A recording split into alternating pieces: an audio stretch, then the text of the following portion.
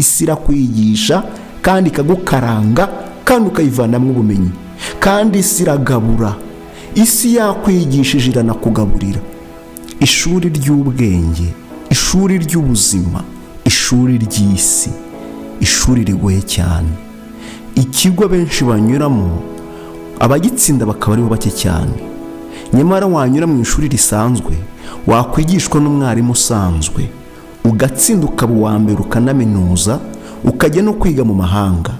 Ariko ishuri ry'isi, ishuri ry'ubuzima, ishuri twese tunyuramo abenshi bargeramo rikabacanga. Ni kubera iki bamwe batsinda amashuri bakaminuza ariko ishuri ry'isi bargeramo rikabatsinda, bakanyura mu buzima bugoye bw'uburibwe ariko ishuri ry'isi bargeramo rikabatsinda? Dufite umutwe urimo ubwenge tukanatekereza neza, ariko twagera mu ishuri ry'ubuzima ubuzima bukaducanga. Niyo mpamvu turi mu ishuri.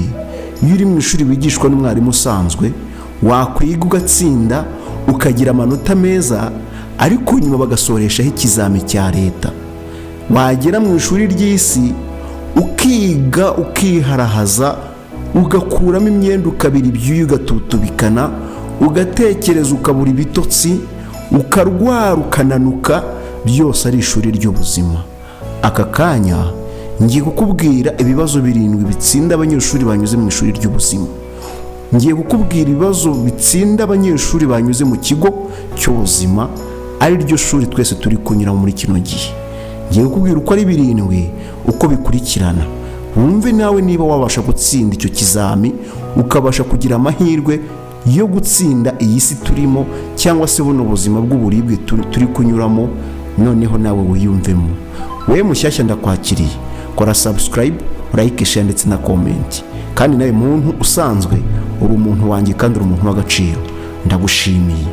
Rero reka dutangire gutya. Nyakubahwa Perezida aravuga ngo ntuzicare ngo utegereze ko amahirwe azagusanga ahantu uri, ahubwo uzahaguruke usange amahirwe ahantu ari. Dufite ibigo 2. Ibigo twese tuvuka dugahita tujya kwiga mu kigo cy'ubunyeshuri. Ugatangira mu wa mbere ukarinda ugera muri 6e primaire, ukajya muri segonderi, ugakomeza kaminuza, ugakomeza n'andi mashuri menshi akurikiyeho ukayarangiza. Twese tunyura muri ayo mashuri kugira ngo tugire ubumenyi, dutegure ejo hacu heza hazaza, kugira ngo tuzagire imirimo myiza iduhesha amafaranga, kugira ngo tuzagire imibereho myiza y'ahazaza. Hakagira n'ishuri noneho risanzwe abantu bose banyuramo. Uko byagenda kose upfa kuba ugeze ku isi, iri shuri urinyuramo.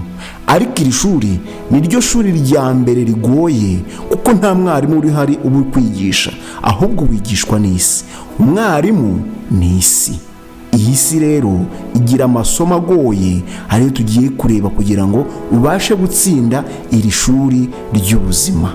Hari ibibazo rero 7 nababwiye bibasha gutsinda abanyeshuri banyuze muri kino kigo cy'isi twese ari ryo twisangamo. Ikibazo cya mbere kibasha kubatsinda kiravuga ngo gufata icyemezo. Birashoboka ko umunyeshuri yatsinda amashuri yose ashoboka yo mu isi yigishijwe na mwarimu, ariko yagera mu ishuri risanzwe ry'isi rikamucanga bitewe n'uko gufata icyemezo byaramunaniye.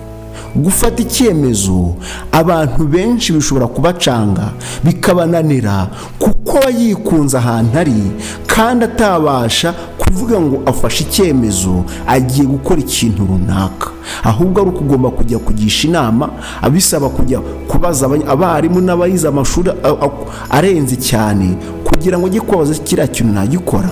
Yanacyumva neza, yakwicara hasi akacyumva, ariko bikamucanga kubera yuko afite ubwoba runaka bwo gushora igikorwa amafaranga ye runaka, cyangwa se kujya gukora kiriya gikorwa runaka, bikamutera ubwoba bigatuma adindira akaguma handi yarari.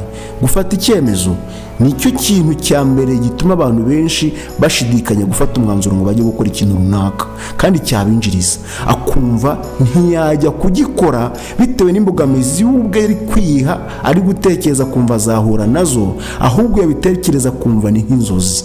Niyo mpamvu uyu muntu ahanini iyo umubwiye bizinesi cyangwa se igikorwa runaka yakora cyamugirira umumaro, ubona nubwo yaba abonye n'akazi ahantu runaka, warabanza agashyira muri analize, agatekereza, akareba ibyiza n'ibibi, ubundi akumva ibibi bikaba aribyo byiganza kurusha ibyiza, akumva afite impungenge zo kujya kubikora. Niyo umubwiye bizinesi ahanini ahita akubwira ati iyo ni imibare yawe, wagiye muri iki kintu ntabwo byavamo.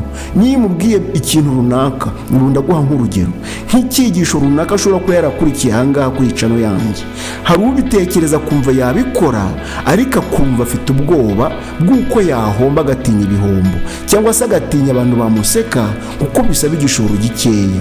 Icya kabiri, hari n'utinya kuko yumva ko ibyo tuvuze ari inzozi bitakunda, kuko nawe arabitekereza akumva ko yatekereje byinshi birenze, akumva we nubwo yanabikora ntibyakunda, akumva nta n'undi muntu wanabikora ngo bikunde. Ahanini uyu muntu aba apinga. Rero ikizami cya mbere gitsinda aba bantu ni uko gufata icyemezo biramunanira gufata icyemezo. Ntabwo rero byakunda, ntabwo amahirwe asanga uhari, ahubwo gufata icyemezo ugahaguruka ni wowe ujya gusanganira amahirwe. Ntabwo ndabizi rino jambo, aya magambo nyakubahwa perezida yigeze kuyavuga, aravuga ngo ntuzicare ngo utegereze ko amahirwe azagusanga ahantu uri, ahubwo uzahaguruke uba usange amahirwe ahantu ari, uyasanganire. We ntuzicare ngo utegereze ngo azagusanga aho uri, ahubwo uzahaguruke vuba na bwangu, uhaguruke ugende usanga ahantu amahirwe ari, uyasanganire. Nibinaba na ngombwa wowe uzahaguruke ugende uyashakishe ahantu amahirwe ari, ntuzategereze ngo amahirwe azakwizanira. Ikintu cya kabiri cyangwa se ikibazo cya kabiri cyangwa se ikizami cya kabiri gitsinda abanyeshuri banyuze mu ishuri ry'isi ni uko badahanga amaso iherezo. Bivuze ngo hanga amaso iherezo, tekereza iherezo ryawe, tegura ejo hawe heza. Tekereza iherezo ryawe, niba rizaba ari ryiza, niba uzaba ufite amafaranga mu gihe runaka, cyangwa se niba ufite igikorwa runaka uzaba uriho, ahantu uzaba uhagaze, mu mibereho yawe uko izaba imeze mu mwaka utaha uri imbere, cyangwa se mu mibereho yawe iri imbere uzaba umeze gute. Niyo mpamvu mbabwiye ngo abenshi impamvu bibatsinda ntabwo bahanga amaso amahirwe ari imbere, cyangwa se ngo bahanga amaso ku bikorwa byabo biri imbere.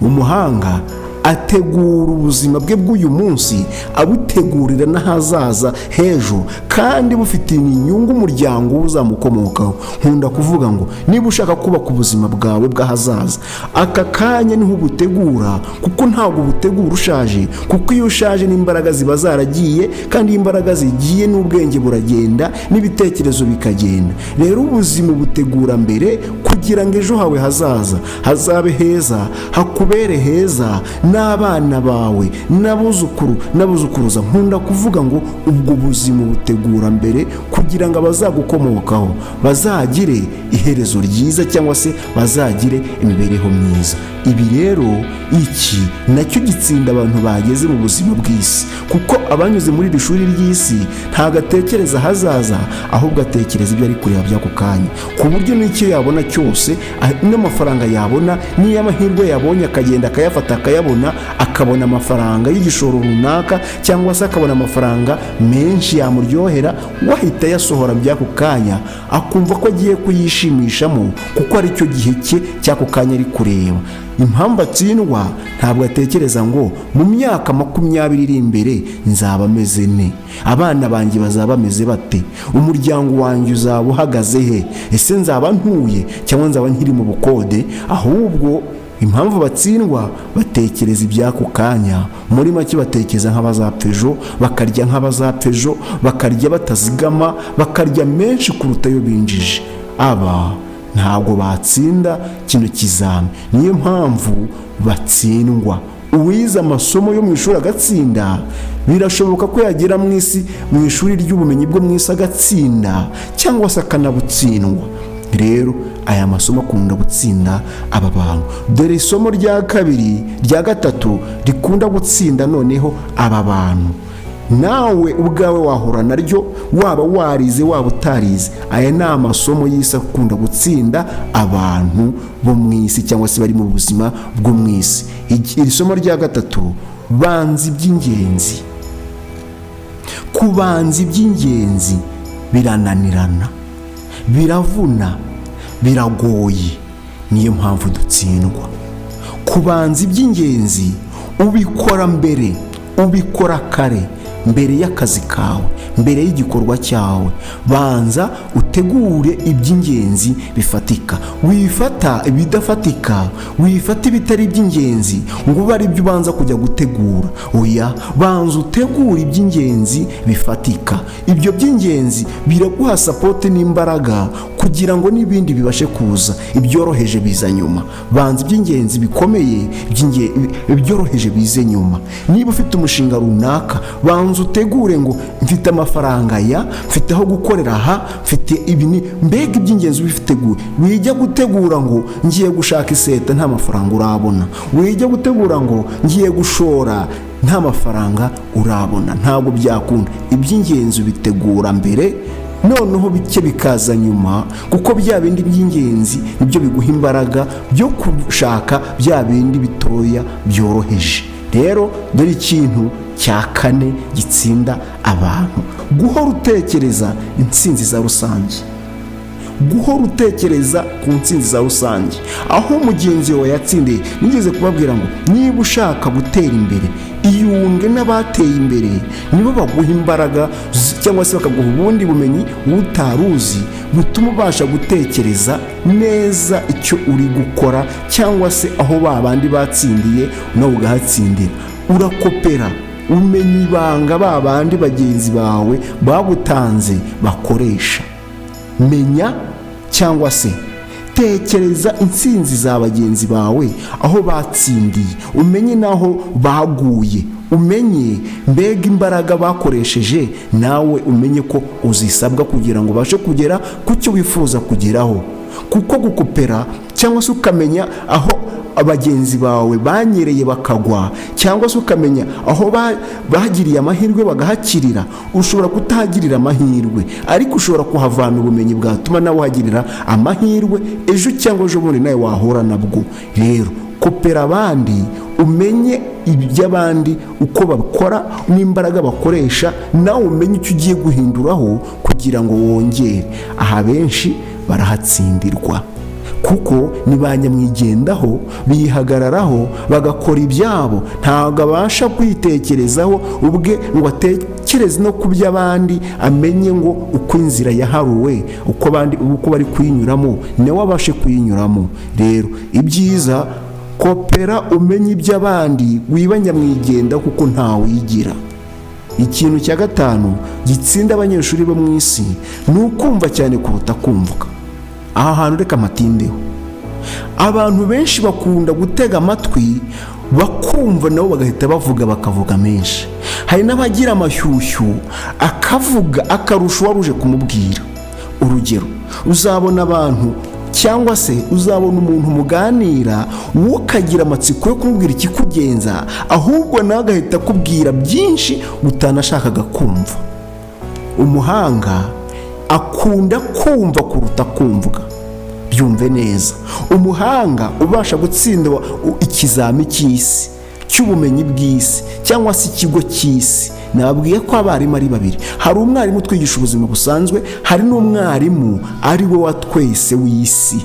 Isi irigisha kuruta umwarimu, kuko isi irakwigisha ugakira cyangwa se ukabimbwa kuruta uko wakajya mu ishuri.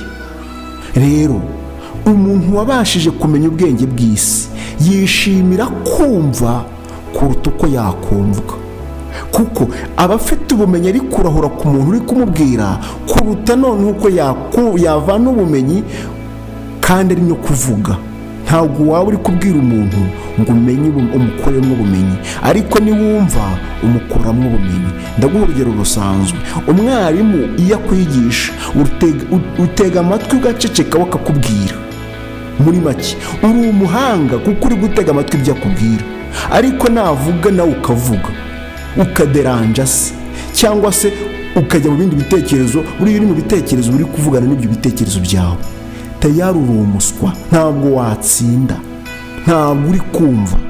Umuhanga rero w'isi yishimira kumva kuruta uko yakumvwa. Niba wishimira kuvuga cyangwa se kugira ngo abantu bakumve, uri umuswa kuko ntabwo umenya ibyo abantu bakubwira. Hari igihe umuntu akubwira ikintu ukacyumva neza, ukumva ko icyo akubwiye ukakinjiramo neza, ukivaniramo ubumenyi bwawe, ariko hari bitandukanye na wa wundi wishimira kuvuga.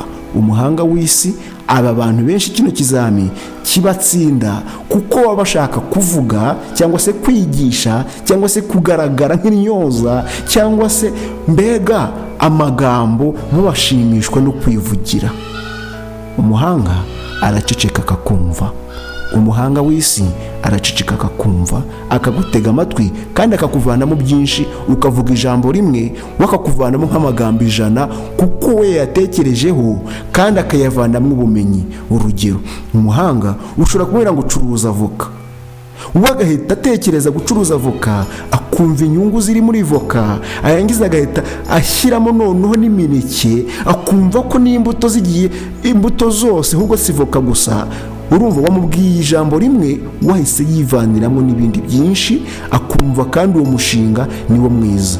Ubu tayari nimara, hari abantu bamaze kubyumva neza. Dore rero ikintu nari ndangije icya 5, dore icya 6 nabwiye ko ari 7. Icya 6 cyaza ubwenge cyangwa se gutyaza ubwenge n'umubiri.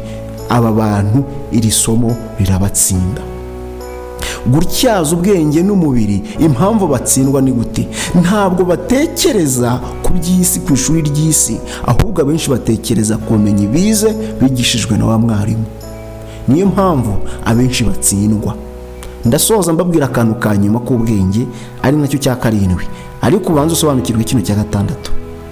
Iri somo rya 6 impamvu ritsinda abantu ni ukubera ko gutyaza ubwenge, bashaka ubwenge bwo bumenyi banyuzemo mu ishuri, aho kugira ngo batyaze n'ubwenge bw'ubumenyi bwa mwarimu w'isi. Isi ni umwarimu udasaza, uhoraho, wigisha muri rusange, atitaye ngo urashaka kwiga computer science, atitaye kumva ngo urashaka kwiga biochimie, atitaye ngo urashaka kwiga accounting.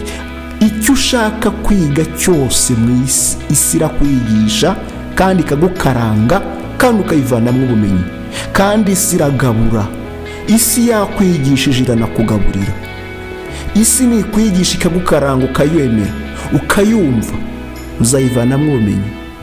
Ni kimwe nk'uko wicara mu ishuri, ukicara ugatitiriza, ukiga, ukareba, byanze bikunze nawe uyivanamo ubumenyi. Rero bitandukanye n'aka kantu ka 6, kuko gutyaza ubwenge n'umubiri bisaba gutekereza ku mwarimu uri kukwigisha wako kanya, ntabwo bisaba ngo utekereze wa mwarimu wakwigishije icyo gihe.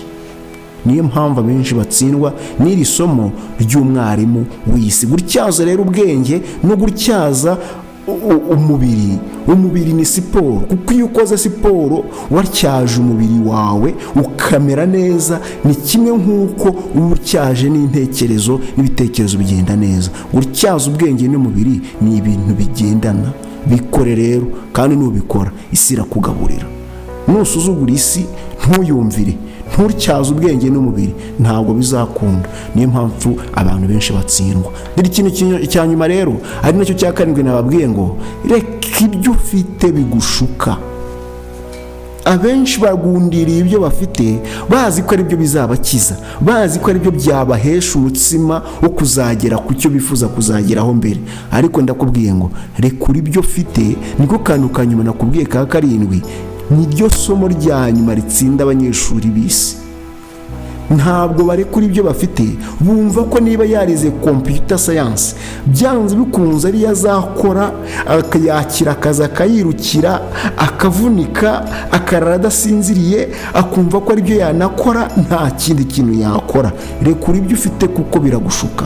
Abenshi baratsindwa, akumva ko niba atunzwe no kuvuga ngo nzajya nteka imitwe kugira ngo mbashe kubona amafaranga, akumva ko aribyo azagumaho kandi bikamukiza. Reka da! Niba uri umworozi w'inkoko, korora inkoko ni byiza, ariko shakisha undi mwuga ukora kuko imyuga irarutana. Isi irakwigisha. Niwiga isi nikwigisha korora inkoko, ejo izanakwigisha korora inka cyangwa se za dendo, cyangwa se no korora inkwavu, cyangwa se no guhinga imboga, cyangwa se no gucuruza kantine, cyangwa se icyo ari cyo cyose. Isi niyo mwarimu wakwigisha ubuzima bw'isi. Ntabwo ubuzima bw'isi ari ikintu wihutiraho. Iragukaranga ikumutse, ubundi nirangiza nyuma ikugaburire. Isi niwo mwarimu wa mbere kuruta umwarimu wakwigishije hariya. Ni ibintu biri magirirane. Isi izakwigisha guhanga ubuzima bwawe, imibereho yawe. Umwarimu azakwigisha ubumenyi utaruzi busanzwe, ariko isi izakwigisha ubuzima bwa rusange mu bantu. Ndagushimiye rero muntu wanjye, nizere ko wakoze subscribe. Nkuhaye ibintu by'agaciro kandi byakugirira umumaro mu buzima bwawe bwose. Uzakunda umwarimu w'isi kuko isi irakwigisha kandi ugahaguruka ugafatanya nayo. Nuyitera umugongo nayo izagutera umugongo. Niyo mpamvu uzajya wicara wigunze utazi ngo ndajya hehe, uko amazi asugiye sinzi iyo ndi kugana. Isi niyo mwarimu wa mbere. Tugiye kuzajya tuganira ku mwarimu w'isi. Isi ni ikiri kwigisha abantu umwarimu atakwigishije. Ndagushimiye rero, nakagaruka reka nsoreza ahangaha. Ubundi kora like, share ndetse na comment. Niba utakoze subscribe bikore. Sawa rero, ndagushimiye, nakagaruka, murakoze.